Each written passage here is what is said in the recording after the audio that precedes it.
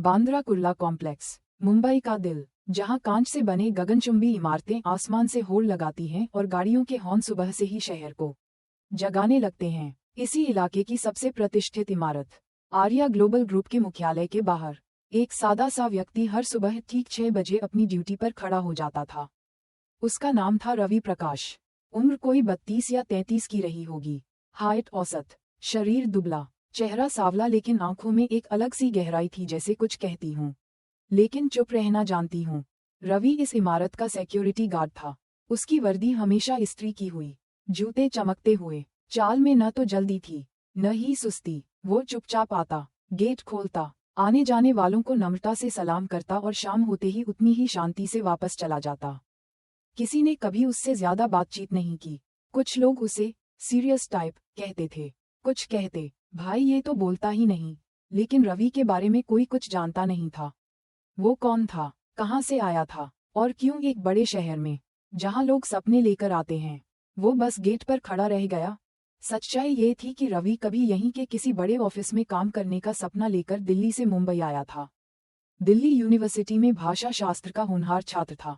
अंग्रेजी, हिंदी, बंगाली, तमिल, उसे भाषाओं से प्यार था। उसने कॉलेज के दिनों में जापानी और जर्मन भाषा भी सीखी थी, क्योंकि उसका सपना था कि वो एक दिन इंटरनेशनल ट्रांसलेटर बने, दुनिया घूमे और भाषाओं के जरिए लोगों को जोड़ने का काम करे। पर किस्मत ने दूसरा रास्ता दिखाया। कॉलेज के अंतिम वर्ष में उसके पिता का एक्सीडेंट में निधन हो गया। माँ गंभीर रूप से बीमार पड़ी। छोटे भाई बहन स्कूल में थे और घर में कोई कमाने वाला नहीं बचा। रवि के पास दो ही रास्ते थे, या तो अपने सपने को आगे बढ़ाए या परिवार को भूख से बचाए। उसने बिना देर किए यूनिवर्सिटी छोड़ दी, किताबें पैक की और मुंबई आ गया कॉम की तलाश में। शुरुआत में उसने रेस्टोरेंट में वेटर का काम किया, फिर एक गोदाम में लोडिंग अनलोडिंग। एक समय वो ऐप के जरिए पार्सल डिलीवरी भी करता था। हर रात उसकी जेब में कुछ रुपए आते, लेकिन आंखों में हमेशा वही अधूरा सपना रहता। एक दिन किसी जान पहचान वाले ने उसे बताया कि आर्या ग्लोबल को सिक्योरिटी गार्ड की जरूरत है। टाइम फिक्स रहेगा, पैसे ठीक मिलेंगे और सबसे बड़ी बात, शाम को थोड़ा समय बचेगा खुद के लिए। रवि ने फॉर्म भरा, इंटरव्यू दिया और उसे रख लिया गया। अब वह हर दिन सुबह 6 बजे इमारत के गेट पर होता। दिन में जब ट्रैफिक थमता, वो फोन में भाषा ऐप खोलकर जापानी के पुराने लेसन दोहराता। रात में जब थक कर घर आता, माँ की पुरानी चिट्ठियां पढ़ता जो उन्होंने रवि को दिल्ली में पढ़ाई के दौरान भेजी थीं। बेटा, अगर रास्ते बंद भी हो जाएं, तो मंजिलें कभी बंद नहीं होती। ये चिट्ठियां अब उसकी प्रेरणा बन गई थीं। रवि के लिए ये नौकरी महज पेट भरने का जरिया नहीं थी। ये एक पायदान थी, शांत लेकिन मजबूत। वो जानता था कि लोगों की नज़रों में उसकी पहचान एक गार्ड से ज्यादा कुछ नहीं है, लेकिन उसके भीतर वो रवि आज भी जिंदा था, जो भाषाओं के जरिए पुल बनाना चाहता था। एक दिन दोपहर के करीब, जब ज्यादातर लोग लंच पर थे, रवि ने देखा कि एक विदेशी महिला इमारत के सामने खड़ी है और रास्ता पूछ रही है। रिसेप्शन पर बैठे लोग अंग्रेजी समझने में हिचकिचा रहे थे। रवि आगे बढ़ा। उसने साफ साफ जापानी में कहा, क्या मैं आपकी मदद कर सकता हूँ मैडम? उद्धरण चिन्ह। महिला चौंक गई, फिर मुस्कराई। हाँ, मैं कोरिया से हूँ, पर जापानी भी जानती हूँ। रवि ने तुरंत कोरियन में कहा, आपका स्वागत है, कृपया अंदर आइए, आपकी मीटिंग के लिए कमरा तैयार है। वो पल सिर्फ एक ग्राहक को अंदर ले जाने भर का नहीं था, वो रवि के जीवन का पहला ऐसा क्षण था जब उसने खुद को छुपाना बंद किया और दुनिया के सामने अपनी पहचान रखी। बिल्डिंग के अंदर से निकल रही थी मिस मीरा शाहाया ग्लोबल की चेयरपर्सन और सीईओ। 40 के आसपास उम्र, सफेद साड़ी, तीखी निगाहें और एकदम प्रोफेशनल चाल।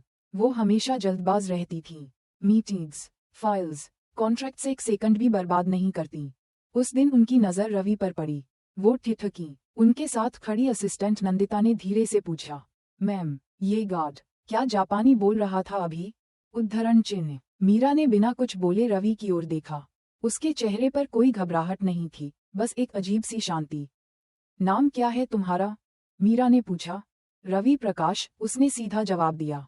तुमने ये भाषा कहाँ सीखी? उद्धरण चिन्ह। दिल्ली यूनिवर्सिटी में, मैम। मीरा ने सिर हिलाया। वो आगे बढ़ गई, लेकिन कुछ सोचती रहीं। रवि अपनी जगह पर वापस आ गया, लेकिन दिल के अंदर कुछ और ही चल रहा था। शायद बहुत समय बाद किसी ने उसकी आंखों में कुछ देखा था। शायद यही वो सुबह थी जब उसकी किस्मत ने फिर से करवट ली थी। अगले दिन की सुबह मुंबई की सड़कों पर हमेशा की तरह हलचल भरी थी। बांद्रा कुर्ला कॉम्प्लेक्स में ट्रैफिक की कतारें, हॉर्न की आवाजें और बिजनेस सूट पहने लोग तेजी से अपने अपने ऑफिस की ओर बढ़ रहे थे। लेकिन आर्या ग्लोबल के मुख्यालय के बाहर उस दिन एक अलग सी बेचैनी थी। रवि प्रकाश अपनी ड्यूटी पर हमेशा की तरह समय से पहले पहुंच चुका था। वर्दी साफ, बैज चमकता हुआ, आंखों में वही स्थिरता, लेकिन इमारत के भीतर कुछ खास होने वाला था। उस दिन आर्या ग्लोबल में एक महत्वपूर्ण मीटिंग थी। जापान और दक्षिण कोरिया के व्यापार प्रतिनिधि मुंबई आए थे। ये बैठक कंपनी के पूर्वी एशिया में विस्तार के लिए निर्णायक मानी जा रही थी। चेयरपर्सन मीरा शाह स्वयं इस डेलीगेशन को रिसीव करने वाली थी। तैयारी पिछले एक हफ्ते से चल रही थी। फ्लो सजाया गया, मीटिंग रूम सुसज्जित था और विशेष ट्रांसलेटर को भी पहले से बुलाया गया था। लेकिन किस्मत का अपना तरीका होता है। जैसे ही सुबह के 9 बजे मीरा शाह का काफिला बिल्डिंग के सामने रुका, असिस्टेंट नंदिता दौड़ती हुई आए। चेहरे पर घबराहट थी। मैम, एक इमरजेंसी है, उसने धीमे स्वर में कहा। क्या? मीरा ने झुंझलाकर पूछा। जापानी और कोरियन ट्रांसलेटर एयरपोर्ट पर फंस गए हैं। टैक्सी स्ट्राइक के कारण कोई आ नहीं पा रहा। मीरा ने घड़ी देखी। डेलीगेशन 10 मिनट में पहुंचने वाला था। मीटिंग का पूरा एजेंडा इंटरप्रिटेशन पर निर्भर था। अगर संचार में दिक्कत हो गई तो सौदे की पहली ही छवि धुंधली हो सकती थी। यह मजाक है क्या? इतने बड़े लेवल की मीटिंग और कोई बैकअप नहीं, मीरा ने गुस्से में कहा। अंदर स्टाफ के चेहरों पर पसीना छलक आया। कोई कुछ बोलने की हिम्मत नहीं कर रहा था। तभी रवि ने देखा कि सामने से 2 काले सूट पहने लोग और एक महिला धीरे धीरे कार से उतर रहे हैं। उनके साथ एक गाइड जैसा कोई नहीं था। वे थोड़े असहज दिख रहे थे। मुंबई की गर्मी, भाषा की दीवार और कोई स्वागत करने वाला नहीं। रवि ने बिना कुछ सोचे कदम आगे बढ़ाया। वह सीधा उन मेहमानों के पास पहुंचा और शुद्ध जापानी में कहा, ओहे गोज़ेमासु, योकोसो अर्या गुरु बारुहे, कोचे रहे दोजों। उद्धरण चिन्ह। सुप्रभात, आर्या ग्लोबल में आपका स्वागत है। कृपया इस ओर आइए, आपका कमरा तैयार है। तीनों मेहमान ठिठक गए। महिला ने रवि को गौर से देखा, फिर मुस्कराई। पुरुषों ने सिर हिलाया और उसकी ओर बढ़ गए। भीतर से मीरा शाह और उनकी टीम बाहर आई। मीरा की नज़र सीधे रवि पर पड़ी। ये जापानी में क्या कह रहा था अभी? उद्धरण चिन्ह। मैम, इनसे मैंने कहा कि मीटिंग रूम तैयार है और स्वागत किया, रवि ने शांतिपूर्वक उत्तर दिया। तुम्हें जापानी आती है? हाँ मैम, मैंने कॉलेज में पढ़ी थी। मीरा कुछ पल तक उसे देखती रही, फिर बिना कुछ कहे आगे बढ़ गईं। उनकी असिस्टेंट नंदिता ने धीरे से पूछा, आपने देखा उसने कितनी सहजता से बात की? उद्धरण चिन्ह। मीरा ने सिर झुकाया पर चेहरा भावहीन बना रहा। मीटिंग रूम में जैसे ही मेहमानों ने प्रवेश किया, मीरा ने स्वयं उन्हें अभिवादन किया।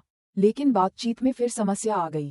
कोरियन प्रतिनिधि अंग्रेजी थोड़ा समझते थे, लेकिन उनकी रफ्तार बहुत तेज थी। स्टाफ परेशान था, कोई समझ नहीं पा रहा था कि कौन क्या कह रहा है। तभी फिर से रवि ने धीरे से कदम आगे बढ़ाए और कोरियन भाषा में बात की। अन्यूकसेओ, मुल हाँ जान देवलिल्क कयो, हो इसलिए ममे देवसिबनिक्का। उद्धरण चिन्ह। नमस्ते, क्या आप पानी चाहेंगे? क्या मीटिंग रूम आपकी उम्मीदों पर खरा उतरा? प्रतिनिधि चौंक गए, फिर चेहरे पर मुस्कान आई। उनमें से एक ने कहा, आप कौन हैं? स्टाफ में। उद्धरण चिन्ह। रवि झिझका नहीं, मैं बिल्डिंग का सुरक्षा गार्ड हूँ, लेकिन भाषाएं मेरा शौक है। मीरा शाह ने ये सब चुपचाप देखा।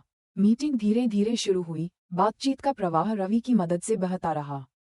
उस दिन की मीटिंग असाधारण रूप से सफल रही। शाम को मीरा अपने केबिन में बैठी थी। खिड़की के बाहर शहर की रोशनी थी, लेकिन उनके दिमाग में गूंज रहा था वो जापानी वाक्य, रवि का आत्मविश्वास और कोरियन प्रतिनिधि की मुस्कान। नंदिता, उन्होंने कहा। जी मैम। उद्धरण चिन्ह। उस सिक्योरिटी गार्ड की पूरी जानकारी लाओ, नाम, पढ़ाई, अतीत, सब कुछ। जल्दी। अभी लाती हूँ मैम। अगले दिन रवि हमेशा की तरह ड्यूटी पर आया, लेकिन कुछ अलग था। लोगों की निगाहें उस पर टिक रही थीं। नजरों में हैरानी थी, कानाफूसी चल रही थी। रवि को इसका अंदाजा था, लेकिन वो चुपचाप अपनी जगह पर खड़ा रहा। शाम होते होते नंदिता उसके पास आई। हाथ में एक फॉर्म था। रवि, मैम ने बुलाया है। कल सुबह 10 बजे टॉप फ्लोर पर मीटिंग है, सिर्फ तुम्हारे लिए। रवि ने फॉर्म थामा। चेहरा सादा ही रहा, लेकिन भीतर दिल धड़कने लगा। शायद ये कोई नया मोड़ था। शायद यही वो क्षण था जिसका इंतजार वह वर्षों से कर रहा था। अगली सुबह रवि समय से पहले ही तैयार हो गया था, लेकिन आज उसकी वर्दी की जगह एक हल्की सफेद शर्ट और ग्रे पतलून थी। उसने बाल संवार कर जेब में वह कागज रखा जो नंदिता ने कल उसे दिया था, मीटिंग का निमंत्रण। तपती हुई मुंबई की गर्मी में भी आज उसके भीतर एक अजीब सी ठंडक थी, घबराहट, उम्मीद और संशय का मिश्रण। आर्या ग्लोबल की इमारत के भीतर टॉप फ्लोर 25वीं मंजिल वो मंजिल थी जहां केवल उच्च अधिकारी और बोर्ड मेंबर ही जाते थे। रवि ने कभी सोचा भी नहीं था कि वो कभी इस लिफ्ट में चढ़ेगा जो सीधा वहां जाती थी। आज पहली बार उसके सामने वह दरवाजा खुला। लिफ्ट में केवल वह था। जैसे ही वह ऊपर बढ़ी, हर मंजिल उसके दिल की धड़कन को और तेज करती गई। 5वीं, 10वीं, 18वीं और फिर 25वीं। दरवाजा खुलते ही सामने वही असिस्टेंट खड़ी थी, नंदिता। सुप्रभात रवि, आइए, मैम आपका इंतजार कर रही हैं, उसने मुस्कराकर कहा। रवि ने सिर हिलाया और पीछे के ऑफिसों को देखा। ये जगह पूरी तरह से भिन्न थी, लकड़ी की फर्श, शीशे की दीवारों से बाहर शहर का नजारा, हर चीज सलीके से सजी हुई। वह मीरा शाह के केबिन में पहुंचा। अंदर एक विशाल डेस्क, किताबों की शेल्फ और एक बड़ी खिड़की थी जहां से पूरा मुंबई दिखाई देता था। मीरा शाह कुर्सी पर बैठी थीं। चाय का कप उनके हाथ में था। उन्होंने रवि को एक नजर देखा और फिर हाथ के इशारे से बैठने को कहा। रवि प्रकाश, उन्होंने कहा, तुम्हारे बारे में जितना जाना उतना ही कम लगा। रवि ने संकोच से सिर हिलाया। दिल्ली यूनिवर्सिटी, भाषा शास्त्र, पढ़ाई अधूरी, फिर मुंबई आना, तरह तरह की नौकरियां, और आज यहाँ, ये सब क्यों? उद्धरण चिन्ह। रवि ने गहरी सांस ली। पिता की मृत्यु के बाद सब कुछ बदल गया। मैम, घर चलाना जरूरी था, माँ बीमार थी, छोटे भाई बहन स्कूल में थे, मुझे चुनना पड़ा सपना या जिम्मेदारी। मैंने जिम्मेदारी चुनी। मीरा ने उसकी आंखों में देखा। लेकिन तुमने भाषा नहीं छोड़ी। नहीं मैम, वो मेरा सहारा रही है। हर रात थोड़ा थोड़ा पढ़ता रहा हूँ। मोबाइल में पुराने ऑडियो लेसन हैं, अब भी सुनता हूँ। कुछ क्षणों तक कमरे में खामोशी छाए रही। मीरा ने फाइल उठाई। तुम्हारे पास कोई डिग्री नहीं है, कोई प्रमाण पत्र नहीं, कोई कॉर्पोरेट अनुभव नहीं। जी मैम। तो फिर मुझे क्यों लगता है कि तुम उन लोगों से बेहतर हो जो इन कुर्सियों पर सालों से बैठे हैं? उद्धरण चिन्ह। रवि चुप रहा। मीरा खिड़की के पास चली गई। बाहर झांकते हुए बोली, आर्या ग्लोबल अब भारत तक सीमित नहीं रहना चाहती। हम एशिया और यूरोप में विस्तार करना चाहते हैं। इसके लिए हमें ऐसे लोग चाहिए जो केवल भाषा नहीं, संस्कृति भी समझें, जो जमीन से जुड़े हों, लेकिन दृष्टि ऊंची रख सकें। उन्होंने पलटकर रवि को देखा। मैं तुम्हें एक प्रस्ताव देना चाहती हूँ। रवि सीधा बैठ गया। तुम आज से सुरक्षा विभाग की ड्यूटी छोड़ोगे। तुम एक नई प्रशिक्षण योजना का हिस्सा बनोगे। 3 महीने की intensive training, international marketing, communication, presentation skills, सब कुछ सिखाया जाएगा। रवि की आंखें खुली की खुली रह गईं। लेकिन मीरा ने जोर देते हुए कहा, ये कोई कृपा नहीं है, कोई एहसान नहीं। अगर तुम असफल हुए तो तुम्हें निकाला जाएगा, कोई भावनात्मक निर्णय नहीं लिया जाएगा। ये सिर्फ प्रदर्शन पर आधारित है। क्या तुम तैयार हो? उद्धरण चिन्ह। रवि ने अपने भीतर उठते तूफान को शांत किया। वर्षों की मेहनत, अकेलेपन, ठुकराए जाने और खुद को साबित करने की इच्छा अब इस एक वाक्य में सिमट गई थी। मैं तैयार हूँ मैम। मीरा ने हल्की सी मुस्कान दी। पहली बार। ठीक है, नंदिता तुम्हें ह्यूमन रिसोर्स डिपार्टमेंट ले जाएंगी। कल से तुम्हारी नई शुरुआत होगी। मीटिंग समाप्त हुई। रवि बाहर निकला। ऑफिस से बाहर निकलते हुए उसने एक बार पीछे मुड़कर ऊपर देखा, ही मंजिल जहां वो अभी कुछ देर पहले बैठा था। आज उसका परिचय गार्ड के रूप में नहीं हुआ था। आज वो किसी के लिए संभावना बन गया था। उस शाम जब रवि अपने छोटे से किराए के कमरे में पहुंचा, उसकी माँ फोन पर थी।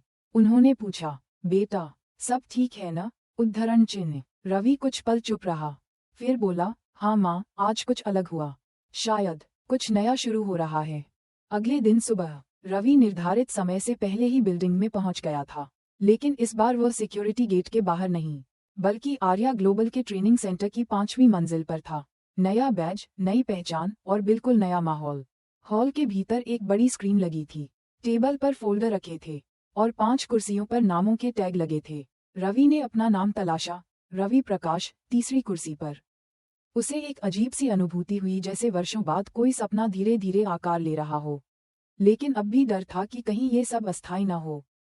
कुछ ही देर में बाकी 4 प्रतिभागी भी आ पहुंचे।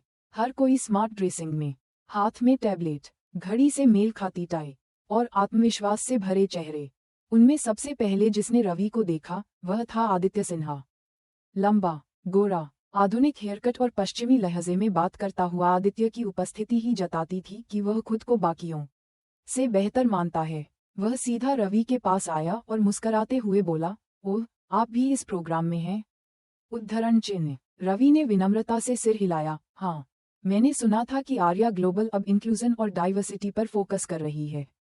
पर इतनी डाइवर्सिटी, सिक्योरिटी से डायरेक्ट मैनेजमेंट ट्रेनिंग? उद्धरण चिन्ह। वह हल्के स्वर में हंसा। कुछ और प्रतिभागी भी मुस्कुराए। रवि ने कोई जवाब नहीं दिया। उसने टेबल पर फोल्डर खोला और अपना ध्यान सिलेबस पर केंद्रित कर लिया। पहला सत्र शुरू हुआ। कोच एक अनुभवी ट्रेनर थे, जिन्होंने अंतर्राष्ट्रीय स्तर पर मार्केटिंग और संचार पर काम किया था। पहले सत्र का विषय था body language and intercultural communication. Ravi ने चुपचाप नोट्स लेना शुरू किया। हर शब्द, हर उदाहरण वह अपने भीतर उतार रहा था। दूसरे सत्र में प्रतिभागियों से कहा गया कि वे एक दूसरे का संक्षिप्त परिचय लें और बताएं कि वे क्यों इस कार्यक्रम में हैं। जब आदित्य की बारी आई, उसने आत्मविश्वास से कहा, मैं सिंगापुर यूनिवर्सिटी से इंटरनेशनल बिजनेस में मास्टर्स कर चुका हूँ। पहले टोक्यो में एक मल्टीनेशनल कंपनी में काम किया है।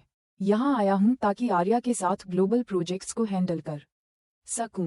फिर वह मुस्कुराया और बोला, बाकी तो मेरे जैसी पृष्ठभूमि से ही हैं, शायद एक दो अपवाद छोड़कर। उसकी निगाहें रवि पर थीं। जब रवि की बारी आई, वह सीधा खड़ा हुआ। सादगी से बोला, मैंने दिल्ली यूनिवर्सिटी में भाषा शास्त्र पढ़ा था। पढ़ाई अधूरी रही। कुछ साल विभिन्न काम किए, रेस्टोरेंट, डिलीवरी, और हाल ही में आर्या ग्लोबल में सुरक्षा विभाग में काम कर रहा था। भाषाएं सीखना और लोगों से जुड़ना मेरा जुनून है। इस कार्यक्रम में इसलिए हूँ ताकि अपने अंदर छिपी क्षमताओं को सही दिशा दे सकूं।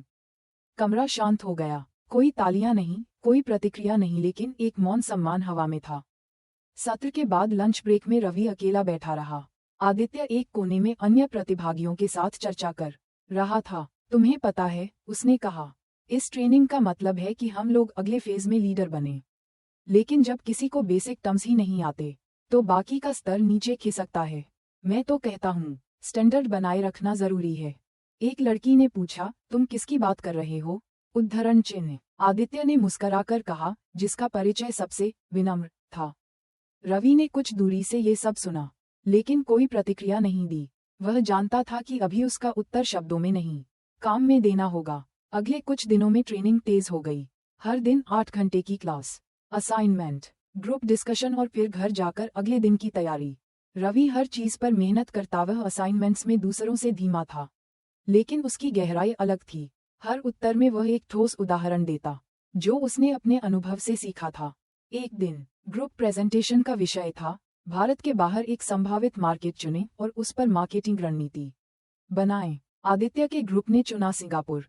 उनके प्रेजेंटेशन में ग्राफ, चार्ट, पावर पॉइंट और तकनीकी शब्दों की भरमार थी।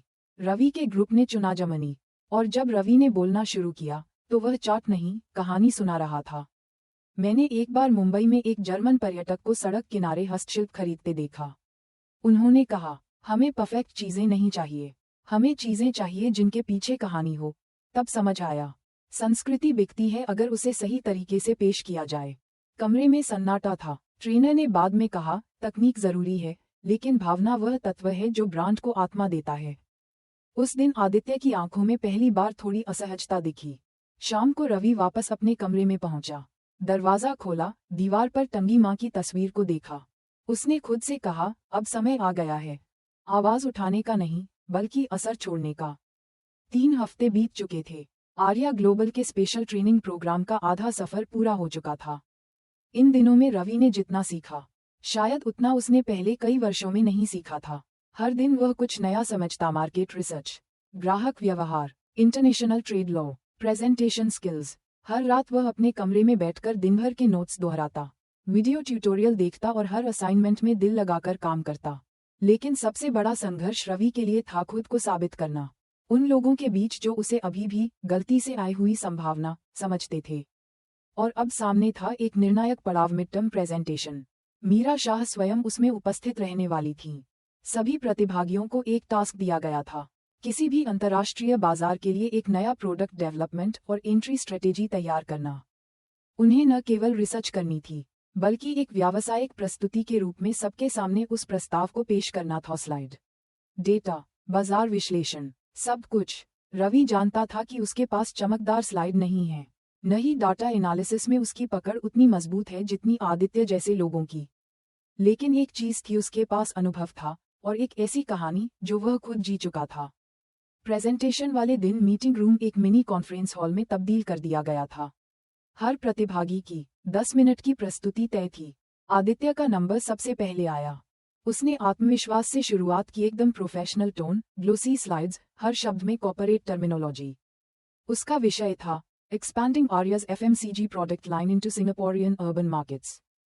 उसने उपभोक्ता व्यवहार, जीडीपी ग्रोथ, टैक्स बेनिफिट्स और डिजिटल मार्केटिंग के आंकड़े पेश किए। कमरे में तालियां बजीं। मीरा शाह ने ध्यान से सुना, पर चेहरा सपाट रहा।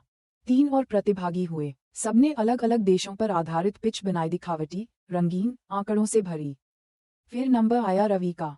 रवि मंच पर आया। उसके हाथ में कोई लैपटॉप नहीं था, कोई प्रोजेक्टर कनेक्शन नहीं, सिर्फ एक छोटा सा लकड़ी का बॉक्स। कमरे में हलचल हुई। आदित्य ने भौहें चढ़ाईं, जैसे कहना चाहता हो, अब क्या तमाशा है। रवि ने खड़ा होकर धीमे स्वर में कहा, मुझे अनुमति दें कि मैं अपनी प्रस्तुति एक कहानी के माध्यम से दूं। मीरा ने इशारे से कहा, आगे बढ़ो। रवि ने कहना शुरू किया। कुछ महीने पहले मैं गेट पर ड्यूटी कर रहा था, जब एक विदेशी पर्यटक, शायद जर्मनी से, बिल्डिंग के सामने एक छोटी सी स्टॉल से पेंटेड फैन खरीद रहा था। मैंने उससे बात की। उसने कहा, हम परफेक्शन की तलाश में नहीं आते, हम भावना की तलाश में आते हैं। हमें चीजें पसंद हैं जो कहानी सुनाएं। रवि ने बॉक्स खोला और उसमें से एक सुंदर हस्तनिर्मित पंखा निकाला। ये फैन उड़ीसा के एक गांव से है। इसे एक स्थानीय कलाकार ने हाथ से बनाया है। हर फैन पर एक चित्र होता है, त्योहार, परंपरा, जीवन के रंग। रवि ने रुककर सबकी आंखों में देखा। मैं प्रस्ताव देता हूं कि हम एक ऐसी श्रृंखला बनाएं, आर्या हेरिटेज लाइन, जहां हम भारतीय कारीगरों के साथ जुड़कर प्रोडक्ट बनाएं, जिनके साथ एक कहानी जुड़ी हो। हम उन्हें इंटरनेशनल बाजार में पेश करें, केवल एक वस्तु के रूप में, बल्कि एक सांस्कृतिक अनुभव के रूप में। अब तक हॉल में सन्नाटा था। रवि ने आगे कहा, जर्मन और यूरोपीय ग्राहक आज स्थायित्व, पारंपरिकता और मानवीय जुड़ाव की ओर लौट रहे हैं।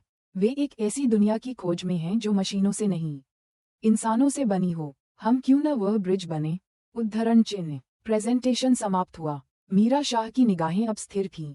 उनके चेहरे पर हल्की सी शिकन थी, जैसे सोचने के किसी पुराने ढांचे को तोड़ने की कोशिश कर रही हूँ। क्लास में देर से तालियां बजीं, धीमी लेकिन सच्ची।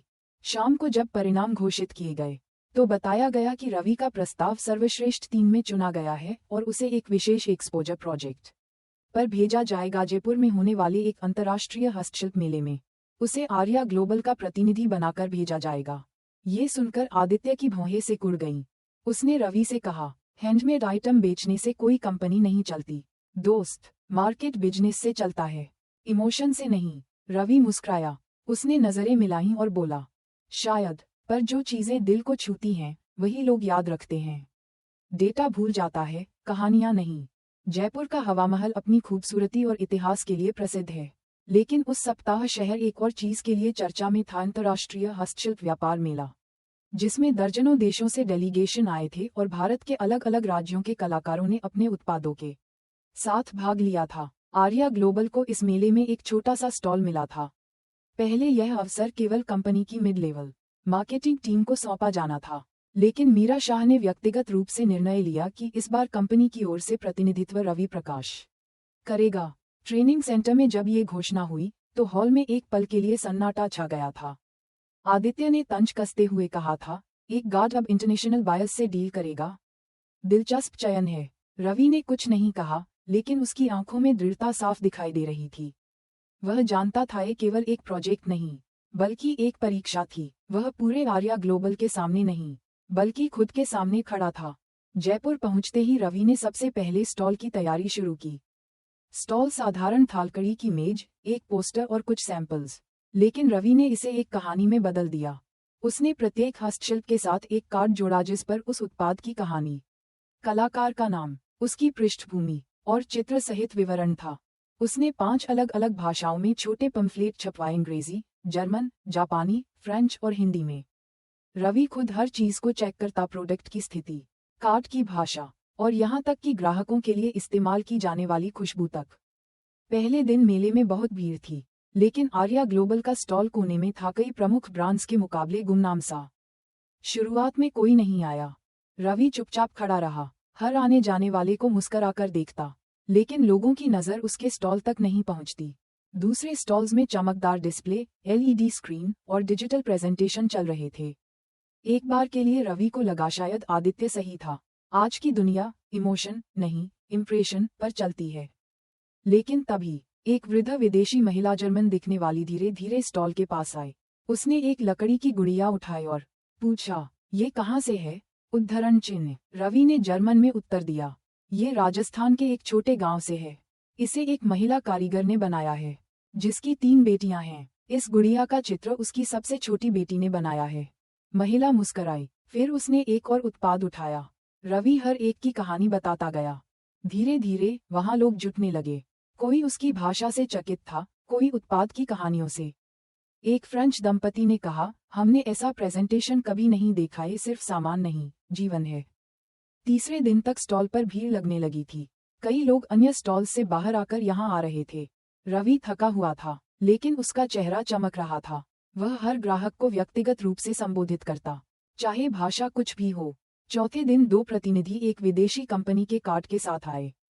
उन्होंने पूछा, क्या हम आपसे कुछ समय के लिए बात कर सकते हैं? हम जर्मनी से हैं, FALKENBERG हैंडल्स ग्रुपर नामक कंपनी से। हमें आपके उत्पाद बहुत दिलचस्प लगे। रवि उन्हें लेकर पास की एक कैफे में गया। वहां उन्होंने बैठकर विस्तार से बात की। वे एक अंतर्राष्ट्रीय होम डेको चेन चला रहे थे और भारत के हस्तशिल्प को अपनी श्रृंखला में लाना चाहते थे, लेकिन ऐसे रूप में जो भावनात्मक रूप से ग्राहकों से जुड़ सके। रवि ने उन्हें अपनी रणनीति समझाई, सस्टेनेबल प्रोडक्ट, कारीगर की कहानी, सीमित एडिशन और व्यक्तिगत लेबलिंग। 3 घंटे की बातचीत के बाद उन्होंने कहा, हम इस विचार में गहराई से रुचि रखते हैं। हम आपके साथ मेमोरेंडम ऑफ अंडरस्टैंडिंग साइन करना चाहेंगे।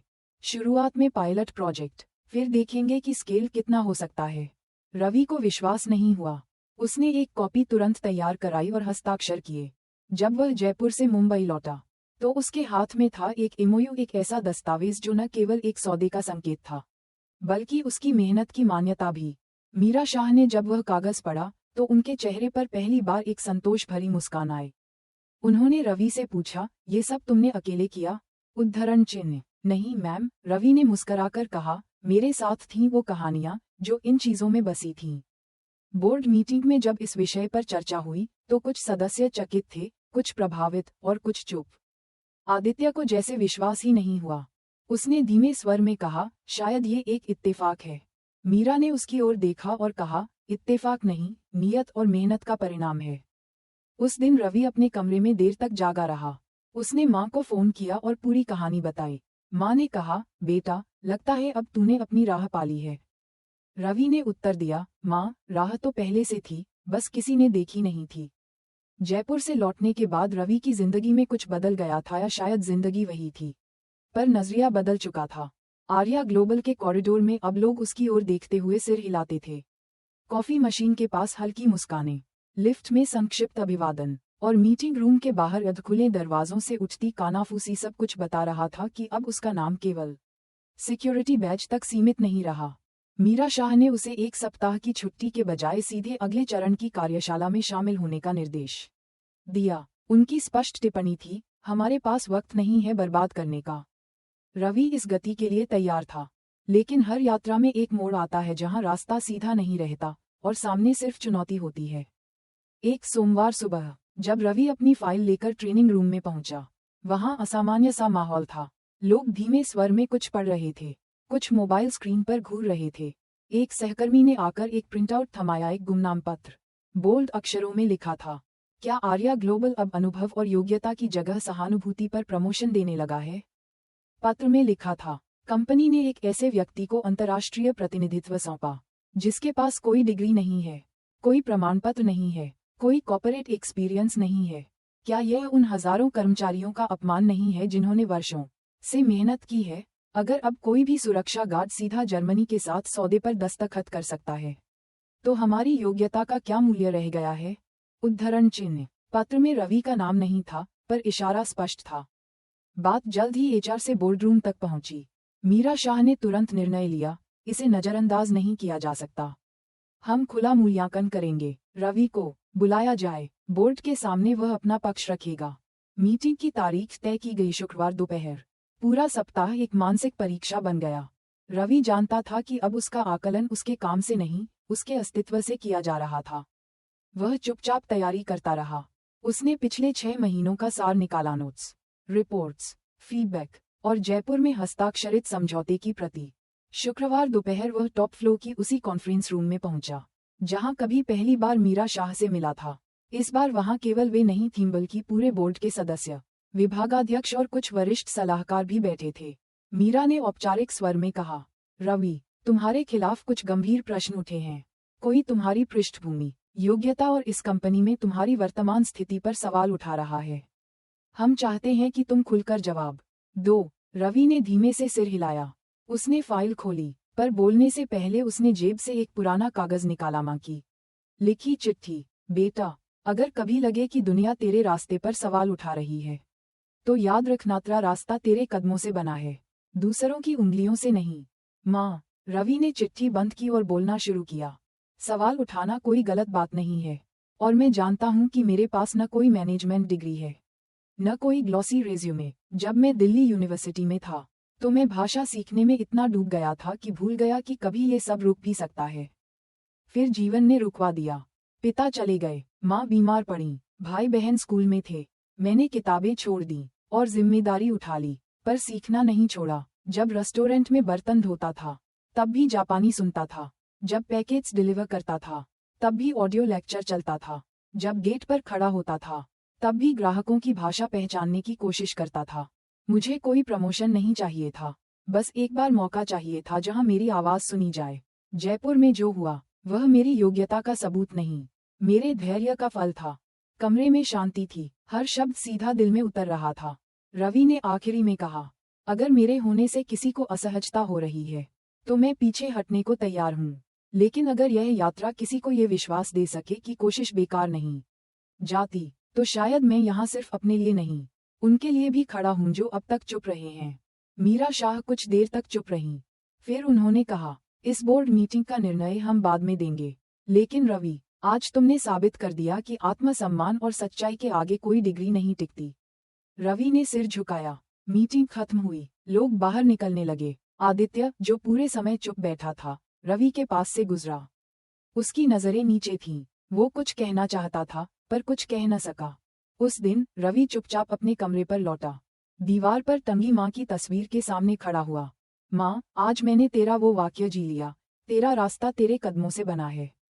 बोर्ड मीटिंग के कुछ ही दिनों बाद मीरा शाह ने एक आंतरिक घोषणा किया या ग्लोबल को पेरिस में होने वाली मेजॉन और ऑब्जे अंतर्राष्ट्रीय व्यापार प्रदर्शनी में भाग लेने का निमंत्रण मिला था। ये यूरोप के सबसे प्रतिष्ठित ट्रेड फेयरों में से एक था, जहां दुनिया भर के ब्रांड्स और रिटेल बायर्स एकत्र होते थे। इस बार आर्या ग्लोबल को अवसर मिला था इमर्जिंग कल्चर ब्रांड श्रेणी में अपने हस्तशिल्प उत्पादों के साथ भाग लेने का। मीरा ने बोर्ड मीटिंग के बाद कोई लंबा भाषण नहीं दिया था, लेकिन उन्होंने एक वाक्य कहा था जो पूरे ऑफिस में गूंज गया। अब वक्त है कि हम कहानी को दुनिया के सामने रखें, एक ऐसे व्यक्ति के शब्दों में जिसने इसे जिया है। रवि को इस प्रोजेक्ट का नेतृत्व सौंपा गया।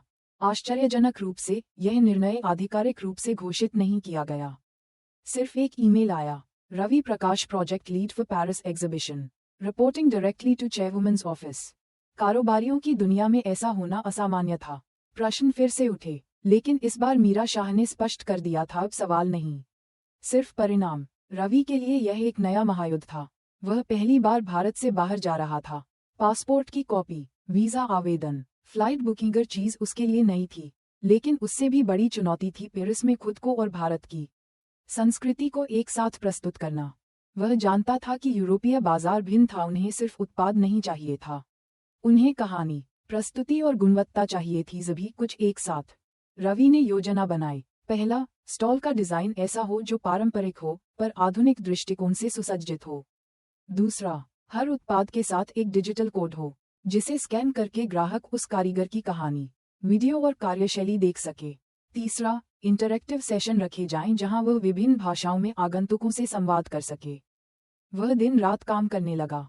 दिल्ली, भोपाल, भुवनेश्वर और जयपुर के कारीगरों से संपर्क किया, उनसे वीडियो बनवाए, कहानियां इकट्ठा की और फ्रेंच में उनका अनुवाद करवाया।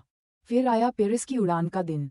एयरपोर्ट पर रवि के पास कोई बड़ा सूटकेस नहीं था, बस एक हैंडबैग, कुछ दस्तावेज और एक फोल्डर जिसमें माँ की चिट्ठी अब भी रखी थी। पेरिस पहुंचकर जब वह प्रदर्शनी स्थल पर पहुंचा तो उसके सामने दुनिया खड़ी थी।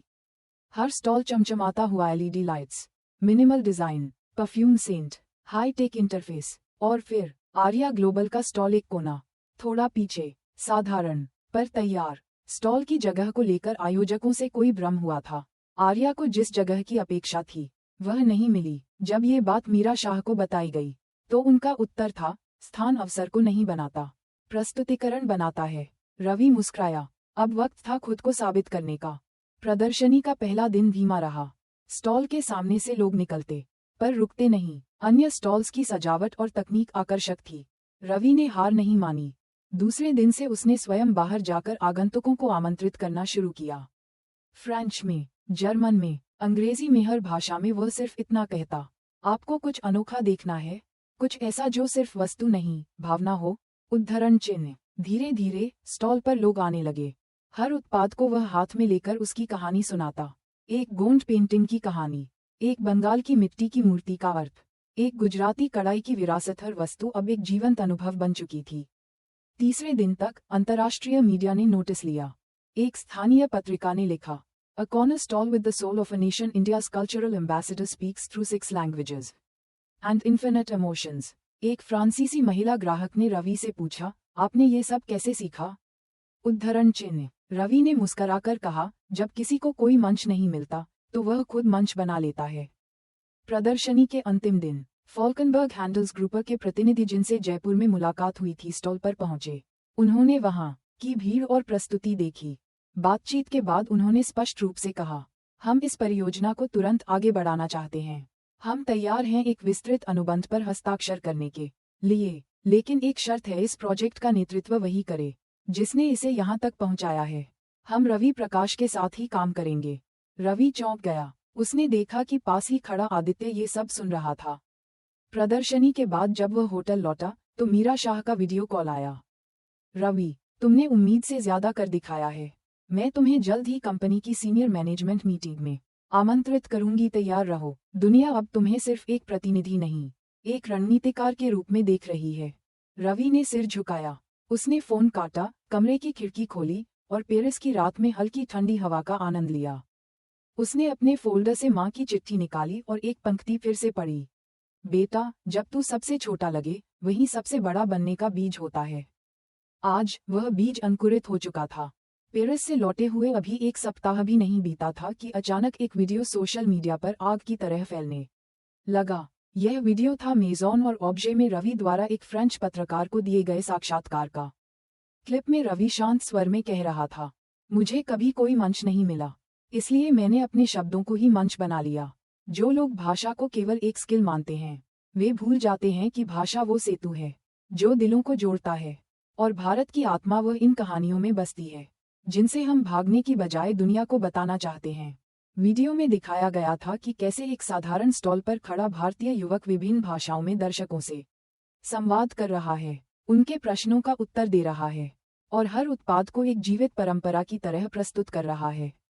वीडियो के नीचे लिखा था, A former security guard from Mumbai, now India's cultural storyteller on a global stage. अगले 48 घंटों में उस वीडियो ने भारत ही नहीं कई देशों में वायरल ट्रेंड पकड़ लिया। Ravi Prakash story, voice of the roots, Bharat की बात। हजारों कमेंट्स, शेयर, प्रतिक्रियाएं। रवि का नाम अब एक चेहरा नहीं, एक विचार बन गया था। भारतीय मीडिया भी पीछे नहीं रही।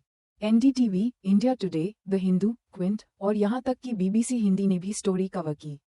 रिपोर्टरों ने पूछना शुरू किया, एक सुरक्षा गार्ड कैसे बन गया ग्लोबल ब्रांड एम्बेसडर? उद्धरण चिन्ह। मीरा शाह ने किसी चैनल को कोई विशेष बयान नहीं दिया, लेकिन एक इंटरनल मेल में लिखा, हमने प्रतिभा को देखा, न कि पद को, लेकिन हर प्रकाश की तरह ये रोशनी भी अपनी परछाई लाती है। सोशल मीडिया पर बहस छिड़ गई। एक पक्ष ने रवि को नए भारत का प्रतीक कहा, जहां मेहनत, लगन और आत्मबल से असंभव को संभव बनाया जा सकता है। दूसरा पक्ष कह रहा था, ये सब मार्केटिंग का हिस्सा है। एक गार्ड को नायक बनाना एक भावनात्मक जाल है। असली योग्यता कहाँ है? उद्धरण चिन्ह। एक प्रसिद्ध यूट्यूब टिप्पणीकार ने तो बाकायदा एक 30 मिनट का वीडियो बनाया जिसमें उन्होंने रवि की पृष्ठभूमि पर सवाल उठाए। अगर हर कोई बिना डिग्री के ऐसे ही ऊपर आ जाए तो वर्षों से मेहनत करने वाले प्रोफेशनल्स का क्या? उद्धरण चिन्ह। इस वीडियो पर लाखों व्यूज आए। रवि को इस सब की जानकारी दी गई। मीरा शाह ने पूछा, क्या तुम इस पर कुछ कहना चाहोगे? उद्धरण चिन्ह। रवि ने शांत स्वर में उत्तर दिया, नहीं, अगर मैंने कुछ सीखा है तो ये कि जब आवाजें ऊंची होने लगें तब जवाब काम से दिया जाना चाहिए, शब्दों से नहीं। अगले दिन रवि ने चुपचाप कंपनी के ग्रासरूट प्रोग्राम पर काम शुरू किया। ये प्रोजेक्ट उन कारीगरों के लिए था जो डिजिटल दुनिया से दूर थे, जिन्हें बाजार की भाषा नहीं आती थी, पर जिनके हाथों में सदियों की कहानी बसी थी। रवि ने प्रस्ताव रखा, हमें सिर्फ उत्पाद नहीं, कारीगरों को मंच देना होगा, उन्हें प्रशिक्षित करना, उनकी भाषा में बात करना और उन्हें अपने काम का मूल्य समझाना होगा। इस योजना का नाम रखा गया जीवन सूत्र, हर हाथ की एक कहानी। रवि ने इसके लिए 3 प्रमुख राज्यों उत्तराखंड, उड़ीसा और असम को चुना और एक पायलट ट्रेनिंग शुरू की। इसी बीच मुंबई में एक बिजनेस समिट रखा गया था जहां देश भर के युवा उद्यमियों को बुलाया गया। इस कार्यक्रम में अंतिम वक्ता के रूप में आमंत्रित किया गया था रवि प्रकाश। वह स्टेज पर खड़ा हुआ पहली बार किसी इंडस्ट्री लीडर समिट में। पूरा हॉल खचाखच भरा था। उसने माइक उठाया और कहा, आप सब शायद सोचते होंगे कि मैं अब किसी सफल योजना के बारे में बोलूंगा, किसी विदेशी सौदे की बात करूंगा, लेकिन आज मैं सिर्फ एक चीज कहना चाहता हूं, मैंने कभी अपने आप को कम नहीं समझा, इसलिए दुनिया ने मुझे ज्यादा समझना शुरू किया। तालियां बजीं, लेकिन कुछ चेहरों पर संदेह अब भी था। रवि ने आगे कहा, जो लोग कहते हैं कि यह सब मार्केटिंग है, उन्हें मैं दोष नहीं देता। हम इतने सालों से केवल डिग्री, पोजीशन और इंग्लिश के पीछे भागते आए हैं कि हमने इंसान के भीतर की क्षमता को मापना ही छोड़ दिया है। मैं उस भारत का प्रतिनिधि नहीं करता जो अंग्रेजी में इंटरव्यू देना जानता है। मैं उस भारत से आता हूँ जहाँ लोग चुपचाप रात भर काम करते हैं ताकि सुबह माँ की दवा खरीदी जा सके। अब हॉल में कोई मोबाइल नहीं चल रहा था, सिर्फ सन्नाटा था, सार्थक सन्नाटा। उस शाम रवि ने मंच से उतरकर सभी से हाथ मिलाया। जब वह बाहर निकला, एक युवक ने आकर पूछा, सर, क्या आप कभी डरते नहीं हैं? उद्धरण चिन्ह। रवि ने हल्का सा मुस्कुराते हुए कहा, डर तो हर बार लगता है, पर जब आपके पीछे सिर्फ एक ही विकल्प हो, लड़ते रहना, तो डर खुद ही रास्ता बदल लेता है। मीरा शाह उस रात अपने ऑफिस में बैठी थी। बोर्ड के एक सदस्य ने आकर पूछा, क्या आप सोचती हैं कि रवि को इतनी जल्दी इतनी जिम्मेदारी देना सही था? उद्धरण चिन्ह। मीरा ने धीमे स्वर में कहा, मैंने उसे जिम्मेदारी नहीं दी, मैंने उसके भीतर पहले से मौजूद नेतृत्व को सिर्फ पहचानने की हिम्मत की। वो मुस्कुराई और जोर दिया, कभी कभी एक संगठन को आगे ले जाने के लिए MBA नहीं, जमीन से उठे एक सच की जरूरत होती है। मुंबई की सर्द सुबह थी। रवि ऑफिस के 6ठे फ्लोर की बालकनी में खड़ा था, जहां से शहर का एक हिस्सा दिखता था, ऊंची इमारतें, धुआं धूल से भरी गलियां और बीच बीच में उड़ती चिड़ियां। यह वही शहर था जिसने उसे कभी छांव नहीं दी थी, और अब वही शहर उसके नाम से गूंज रहा था। पिछले कुछ महीनों में आर्या ग्लोबल में बहुत कुछ बदला था। जीवन सूत्र कार्यक्रम अब कंपनी की आधिकारिक सामाजिक पहल बन चुका था। सैकड़ों कारीगर डिजिटल रूप से पंजीकृत हो चुके थे। देश के विभिन्न हिस्सों से ट्रेनिंग के लिए युवा प्रतिनिधि चुने गए थे। रवि अब केवल एक प्रोजेक्ट लीड नहीं रहा, वह बोर्ड सलाहकार के रूप में आमंत्रित किया गया था, जिसका फोकस था cultural strategy and grassroots innovation. लेकिन ठीक उसी समय रवि के सामने एक ऐसा प्रस्ताव आया जिसने उसे भीतर से हिला दिया। यूनाइटेड नेशंस की एक सांस्कृतिक शाखा ने उसे निमंत्रण भेजा था। उन्हें भारत में इंडिजिनस आर्ट एंटरप्रेन्योरशिप विषय पर स्थायी सलाहकार चाहिए था, एक ऐसा प्रतिनिधि जो न केवल भाषा और बाजार समझता हो, बल्कि जमीनी सच्चाई को भी पहचानता हो। यह एक बड़ा अवसर था, न केवल देश के लिए बल्कि रवि के जीवन के लिए भी। पर यह प्रस्ताव एक शर्त के साथ आया था, रवि को आर्या ग्लोबल से औपचारिक रूप से विदा लेना होगा। वह रात उसने सो नहीं पाया। कमरे की बत्तियां बंद थीं, बाहर हल्की बारिश थी, मेज पर माँ की चिट्ठी अब भी रखी थी। उसने एक खाली कागज लिया और 2 कॉलम बनाए। आर्या ग्लोबल, संयुक्त राष्ट्र। पहले कॉलम में लिखा, मेरी पहली पहचान, मीरा शाह का विश्वास, भारत के शिल्प का मंच, एक अधूरी कहानी अभी बाकी है।